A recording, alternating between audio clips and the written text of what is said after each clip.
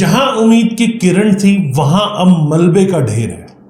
जी हां, आसमान से गिरे और खजूर पे अटके दिल्ली के हजारों परिवार के लिए कहावत आज लिटरली रियलिटी बन गई है। एक तरफ सुप्रीम कोर्ट के आदेश, दूसरी ओर सरकारी एजेंसी की तेज बुलडोजर एक्शन और बीच में फंसे आम लोग जिनका डिकेड्स पुराना आशियाना एक झटके में मलबा बन गया। तो वो क्या रीजंस हैं जिनके कारण अथॉरिटीज ने इतना बड़ा एक्शन लिया है?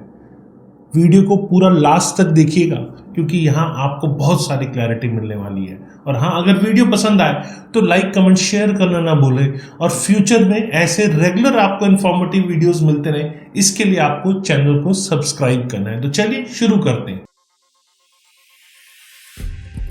नमस्कार, मैं हूं प्रदीप मिश्रा। प्रॉपर्टी मिश्रा शो में आपका स्वागत है।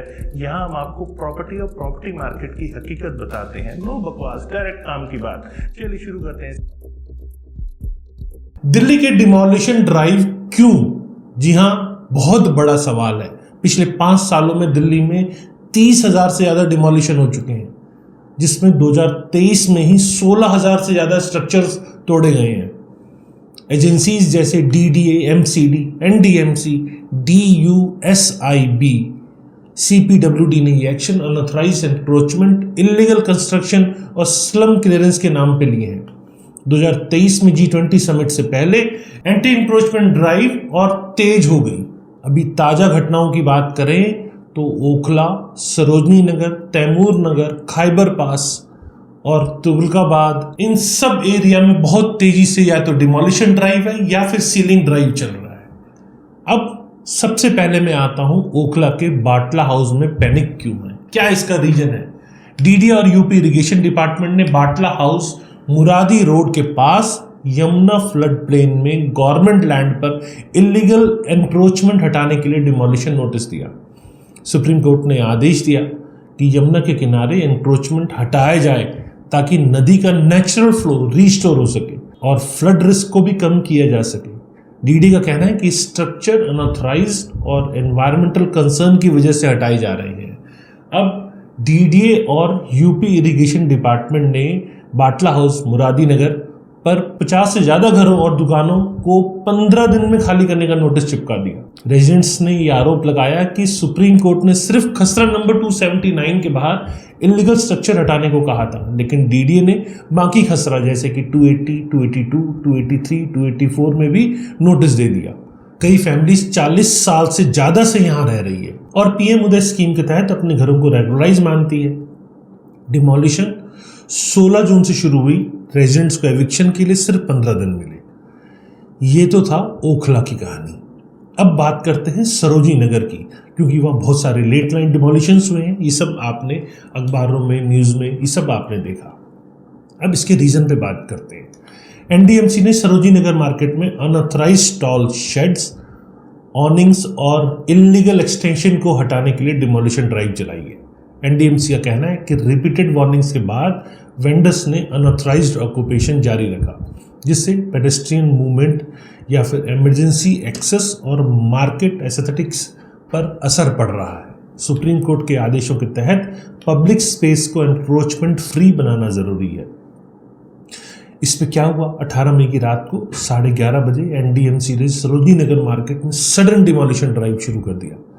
200 से ज़्यादा स्टॉल, शेड, ऑनिंग्स और बैनर्स तोड़े गए। ट्रेडर्स ने यह आरोप लगाया कि बिना प्रॉपर नोटिस पुलिस प्रेजेंस में डिमोलिशन शुरू हुआ। जो हॉकर्स के खिलाफ आवाज उठा रहे थे उन्हीं को टारगेट किया गया।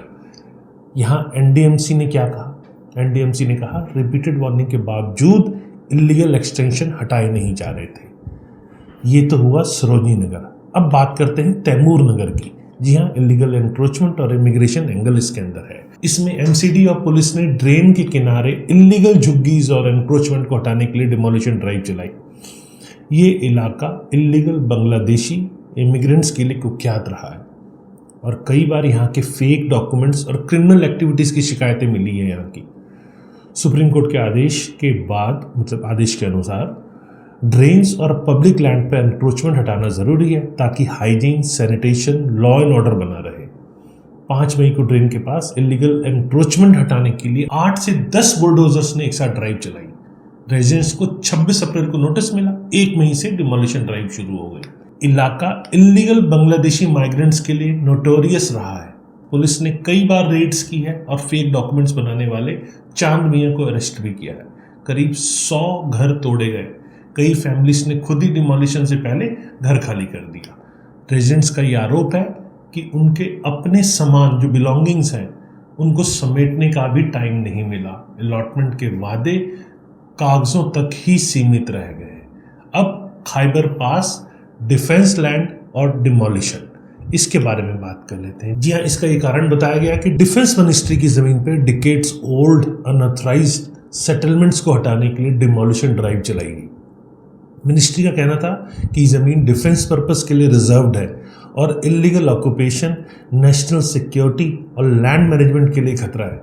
सुप्रीम कोर्ट के आदेशों के तहत डिफेंस लैंड पर किसी भी तरह की अनऑथराइज्ड एक्टिविटी बर्दाश्त नहीं की जा सकती। नॉर्थ दिल्ली के खैबर पास में डिफेंस मिनिस्ट्री की जमीन पर इलीगल कंस्ट्रक्शन हटाए गए। रेजिडेंट्स का दावा है कि 70 साल से वो रह रहे थे, सारे डॉक्यूमेंट्स हैं, फिर भी बिना सफिशिएंट नोटिस के घर तोड़ दिए गए। कई बुजुर्गों का घर और लाइवलीहुड एक झटके में खत्म हो गया। अब बात करते हैं बुलडोजर पॉलिटिक्स, नाइट रेड्स और ह्यूमन स्टोरीज की। जी हाँ, late line demolitions, heavy police presence और सडन एक्शन, ये सब दिल्ली की स्ट्रीट्स पर एक नए किस्म की बुलडोजर पॉलिटिक्स का एग्जाम्पल बन चुके हैं। ट्रेडर्स और रेजिडेंट्स का आरोप है कि सेलेक्टिव टारगेटिंग हो रही है। जिनकी आवाज तेज है उन्हें ही हटाया जा रहा है। तैमूर नगर में इलीगल माइग्रेंट्स के एंगल ने मुद्दे को और सेंसेशनल बना दिया है। रेड्स, अरेस्ट और फेक डॉक्यूमेंट्स का नेटवर्क, ये एक बड़ा रीजन बताया गया है। खैबर पास में डिकेड्स ओल्ड फैमिलीज को एक रात में होमलेस बना दिया गया। बच्चों की किताबें, बुजुर्गों की यादें सब मलबे में दब गई। अब यहाँ सरकार का पक्ष क्या है और आंकड़े क्या कहते हैं? गवर्नमेंट डाटा के अनुसार 2019 से 2023 के बीच में 30,853 डिमोलिशंस हुए। 20,643 20,643 लोग डायरेक्टली इफेक्टेड हुए और 103 करोड़ रुपए डिमोलिशन पे खर्च हुए। डीडीए ने 316.72 एकड़ एनक्रोचमेंट लैंड को रिक्लेम किया। रिहैबिटेशन प्रॉमिस के तहत सिर्फ 2462 स्लम डेवलपर्स को ही अब तक अल्टरनेट हाउसिंग मिल पाए हैं। अब लोगों की आवाज और गुस्से का सवाल। जी हाँ, एक सज्जन ने कहा हमने 2013 में अलॉटमेंट के लिए 70,000 रुपए जमा किए थे, लेकिन पोजीशन कभी भी नहीं मिला। अब घर भी चला गया, रहने की जगह भी नहीं है। एक दूसरे सज्जन ने कहा मैं 1951 से यहाँ रह रहा हूँ, सारे डॉक्यूमेंट्स हैं, फिर भी बुलडोजर चला दिया। तीसरे सज्जन की बात करें जो सरोजी नगर के वेंडर हैं, उन्होंने कहा हर दिन 4,000 रुपए रेंट देते हैं, अब दुकान ही नहीं बची। ओखला की एक फैमिली ने कहा हमारे घर लीगल है, फिर भी नोटिस दे दिया गया। अब इसको एनालिसिस करते हैं कि आखिर क्या कानून, राजनीति और इसके पीछे हकीकत क्या है।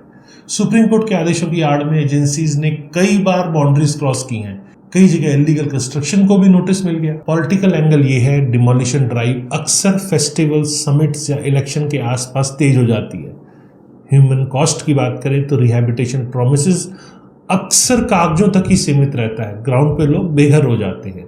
इससे रिलेटेड 2 इंपॉर्टेंट न्यूज और हैं। जी हाँ, सुप्रीम कोर्ट ने ministry of road transport and highway को निर्देश दिया है कि नेशनल और स्टेट हाईवे पर अतिक्रमण की शिकायत के लिए एक स्पेशल पोर्टल और टोल फ्री नंबर शुरू किया जाए।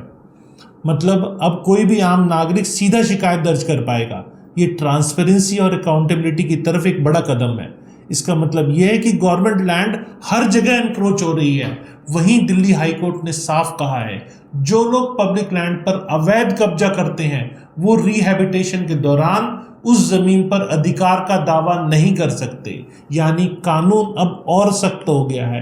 अब ये सोचकर कि सरकारी जमीन पर कब्जा कर लो और फिर रिहैबिटेशन के नाम पर अलॉटमेंट ले लो और बाद में उस जगह को किराए पर चढ़ा के खुद किसी और सरकारी जमीन पर फिर से अतिक्रमण कर लो, ये तरीका अब नहीं चल पाएगा। कोर्ट ने साफ कहा है कि ऐसे एनक्रोचर्स को अब पब्लिक लैंड पर अधिकार नहीं मिलेगा। यानी सिस्टम को बार बार एक्सप्लॉइट करने वालों के लिए रास्ते अब बंद हो चुके हैं। क्या लगता है आपको ये कदम दिल्ली की सड़कों और लोगों की जिंदगी में कोई फर्क लाएगा? क्या ये सिलसिला जारी रहेगा ऐसे ही फ्यूचर में? डिमोलिशन ड्राइव फिलहाल जारी है। एजेंसी का कहना है कि पब्लिक लैंड रिक्लेम करना ज़रूरी है। रेजिडेंट्स और ट्रेडर्स का कहना है हमारे डॉक्यूमेंट्स राइट्स और डिकेड्स लॉन्ग एग्जिस्टेंस का क्या। अब मेरा सवाल यहाँ ये है कि क्या दिल्ली की आइडेंटिटी बुलडोजर की आवाज में दब जाएगी? बुलडोजर सिर्फ दीवारें नहीं तोड़ता, सपनों और यादों को भी मलबा बना देता है। दिल्ली की गलियों में आज हर दूसरा घर पूछ रहा है, क्या हमारा हक सिर्फ एक नोटिस में खत्म हो गया? अगर आपको ये वीडियो जानकारीपूर्ण लगा तो लाइक, शेयर और कमेंट ज़रूर कीजिएगा। फ्यूचर में आपको रेगुलर ऐसे इंफॉर्मेटिव वीडियोस मिलते रहें, इसके लिए आपको चैनल को सब्सक्राइब करना है। और हाँ, अगर आपको लगता है डिमोलिशन ड्राइव सही है या आम लोगों के साथ नाइंसाफ़ी हो रही है तो नीचे कमेंट सेक्शन में ज़रूर बताइएगा। ऐसे ही और रेगुलर इंफॉर्मेटिव वीडियोज़ मैं आपके लिए लेके आता रहूँगा। नमस्कार, जय हिंद।